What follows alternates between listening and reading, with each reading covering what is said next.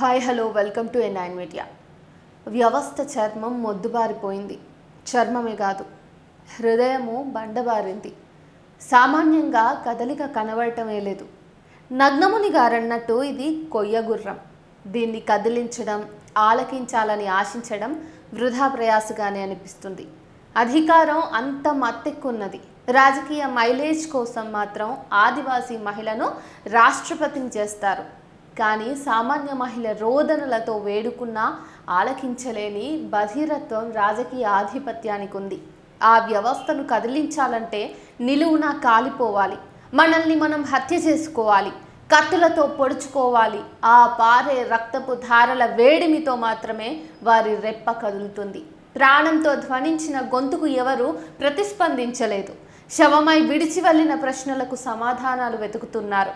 ఒరిస్సా బాలాసోర్లో సౌమ్యశ్రీ ఇప్పుడు శవమై ప్రశ్నల కుప్పలా పడి ఉన్నది. భావి పౌరులను తీర్చిదిద్దే ఉపాధ్యాయ శిక్షణ పొందుతున్న విద్యాధిక యువతి ఆమె. ఈ పురుషాధిక్య విషవర్తనం, అమానవీయ ఆలోచనల రాజకీయ దుర్లక్షణం ఆమె భవితను బుగ్గిపాలు చేసింది.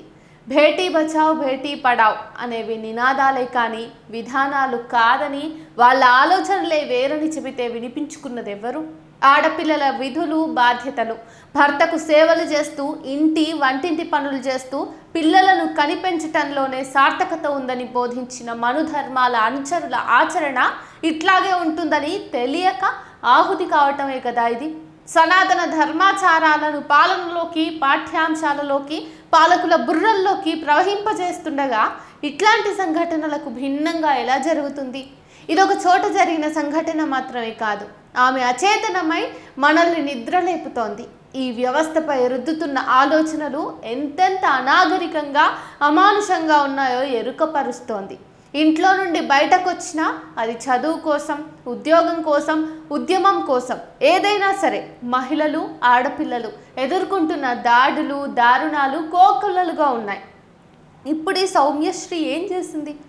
బాలాసోర్లో ఫకీర్ మోహన్ కళాశాలలో బీఏడీ చదువుతుంది. ఇంట్లోని కొన్ని కారణాల వల్ల కళాశాలలో హాజరు శాతం కొద్దిగా తగ్గింది. అందుకని ఆ విభాగపు హెడ్ను సహాయం చేయమని వేడుకుంది.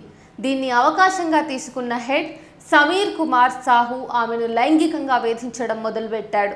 ఆమె ససేమిరా అంది. నిరాకరిస్తే ఇంటర్నల్ మార్కులు తగ్గిస్తానని బెదిరించి వేధించాడు. సౌమ్యశ్రీ ప్రిన్సిపల్కు ఫిర్యాదు చేసింది. ఏ రకమైన స్పందన లేకపోగా అంతర్గత దర్యాప్తులో సైతం హెడ్ను కాపాడే ప్రయత్నం జరిగింది. అయితే హెడ్ సమీర్ కుమార్ సాహు తప్పేమీ లేదని తేల్చి చెప్పింది. సౌమ్యశ్రీని ఫిర్యాదు వెనక్కు తీసుకోవాలని ప్రిన్సిపల్ హెచ్చరించాడు. లేకుంటే కళాశాల నుండే సస్పెండ్ చేస్తానని బెదిరించాడు. ఆమె ఒరిస్సా రాష్ట్ర ముఖ్యమంత్రికి, మంత్రులకు, కేంద్ర మంత్రులకు, అధికారులకు న్యాయం చేయాలని లేఖలు రాసింది. కానీ ఎవ్వరూ స్పందించలేదు, వినిపించుకోలేదు. చివరికి జూలై 12న కళాశాల యాజమాన్య వైఖరికి వ్యతిరేకంగా ధర్నా కూడా చేసింది. ప్రిన్సిపల్ కార్యాలయం బయట సౌమ్యశ్రీ తనపైనే తాను పెట్రోలు పోసుకుని తగలబెట్టుకుంది. భగ్గున లేచిన మంటల రోదనలో కాలిపోయింది. ఏ సహాయము అవసరం లేని చోటుకి నిస్సహాయంగా వెళ్ళిపోయింది. సౌమ్యశ్రీ ఆ కళాశాలలో ఏబీవీపీ విద్యార్థి సంఘంలో సభ్యురాలే, నాయకురాలే. అది బీజేపీ అనుబంధ సంస్థే. అక్కడ రాజ్యం ఏలుతున్నది ఆ పార్టీ ప్రభుత్వమే.